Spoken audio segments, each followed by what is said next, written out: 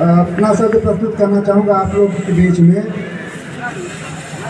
हम अपनी जान के दुश्मन को हम अपनी जान कहते हैं, हम अपनी जान के दुश्मन को हम अपनी जान कहते हैं, मोहब्बत की ऐसी मिट्टी को हिंदुस्तान कहते हैं।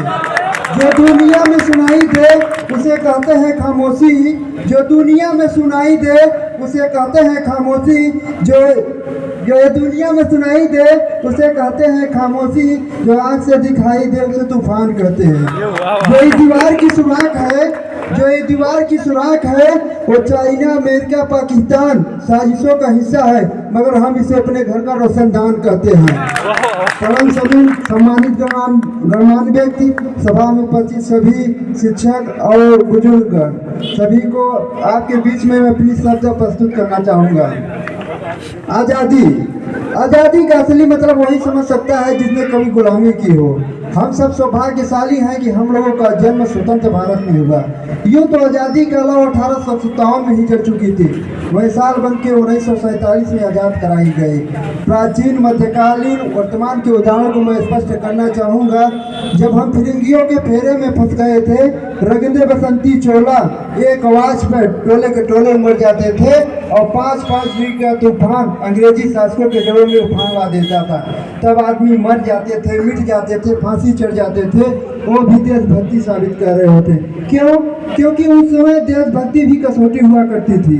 62, 65, 71 के युद्धों में जब उस सुहाग गवा देने वाली औरत का घर का हालात ये हो जाया करता था कि प्यार भी भरपूर गया, मांग का सिंदूर गया, प्यार भी भरपूर गया, मांग का सिंदूर गया, नन्हे नौनिहालों की लंगोटियाँ चली गई, छोटी छोटी बेटियों की चोटियाँ चली गई।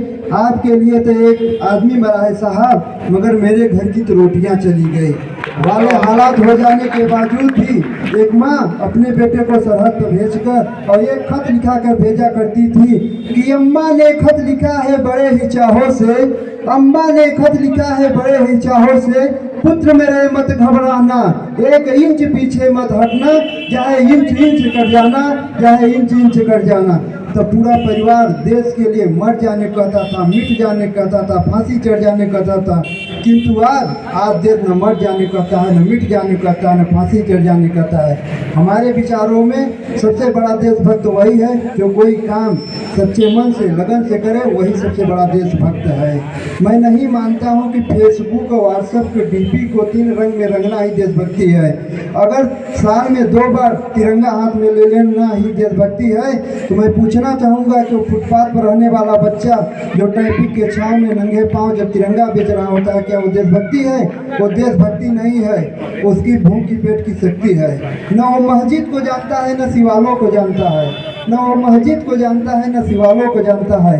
अपने जो भूख के पेट में सूखे होते हैं ना, अपने भोजन के निवालों को जानते हैं। और हम यही कहूँगा लास्ट में कि हमारा भारत महान था, महान है, महान रहेगा। होगा हौसला एक दिन बुलंद, पाकिस्तान भी जय हिंद कहेगा। पाकिस्तान क्यों, सारा जहां भी जय हिंद कहेगा। सारे जहां से अच्छा हिंदुस्तान हमारा, हम भी भूल भूलेंगे इसके जो गुलिस्तान हमारा। जय हिंद, जय भारत।